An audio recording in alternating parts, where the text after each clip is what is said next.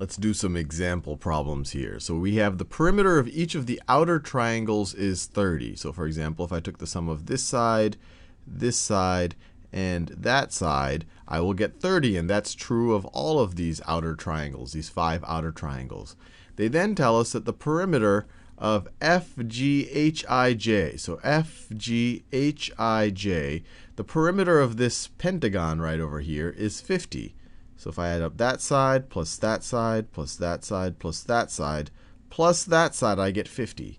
And then they say, what is the perimeter of the star? So the perimeter of the star is really the outsides, if you take the bases away of each of these triangles. So it's this side. Let me do this in a new color, actually. So the perimeter of the triangle, I'll do it in orange. It's going to be this, plus that, plus that, plus that, plus that, plus that, I think you get the idea, plus that, plus that, plus that, plus that. So the perimeter of the star, so let me call this the perimeter of the star, is going to be equal to the perimeter of the 5 triangles, is equal to perimeter of 5 outer triangles. I'll just call them 5 triangles, like this, minus their bases, right? If I take the perimeter of all of these guys, if I added it up, the part that shouldn't be part of the perimeter of the star would be this part, that part, that part, that part, that part, and that part. Those aren't part of the perimeter of the star. So it should be the perimeter of the 5 triangles minus the length of their bases, length of their 5 bases. So what's the perimeter of the 5 triangles? Well, the perimeter of each of them is 30. So the perimeter of 5 of them is going to be 5 times 30, which is 150. Now, we want to subtract out the lengths of their 5 bases. Now, the lengths of their 5 bases, if we add them up, is the exact perimeter of this inner pentagon right over here. So this inner pentagon has a perimeter of 50. That is the sum of the 5 bases. So that right over here is 50. So the perimeter of the star is going to be 150 minus 50, or 100. All we did is we took the perimeter of all the triangles, subtracted out these bases, which was the perimeter of the inner pentagon, and we're done. Now let's do the next problem. What is the area of this quadrilateral, something that has 4 sides, of ABCD? And this is a little bit, we haven't seen a figure quite like this just yet. On the right-hand side, it looks like a rectangle. On the left-hand side, it looks like a triangle. This is actually a trapezoid. But we can actually, as you could imagine, the way we figured out the area of several triangles is splitting it up into pieces that we can recognize. And the most obvious thing to do here is start at A and then just drop a rock, drop an altitude right over here. And so this line right over here is going to hit at 90 degrees. And we could call this point E. And what's interesting here is now we can split this up into something that we recognize, a rectangle and a right triangle. But you might say, wait, Sal, how do we figure out what these, we have this side and that side, so we can figure out the area of this rectangle pretty straightforwardly. But how do we figure out the area of this triangle? Well, if this side is 6, then that means that EC is also going to be 6. If AB is 6, notice we have a rectangle right over here. Opposite sides of a rectangle are equal. So if AB equals 6 implies that EC is equal to 6. EC is equal to 6. So EC is equal to 6. And if EC is equal to 6, then that tells us that DE is going to be 3. DE is going to be 3.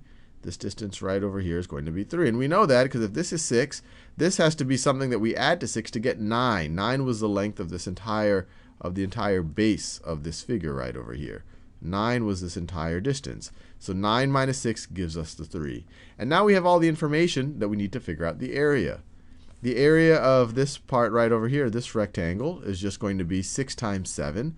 So it's going to be equal to 42 plus the area of this triangle right over here.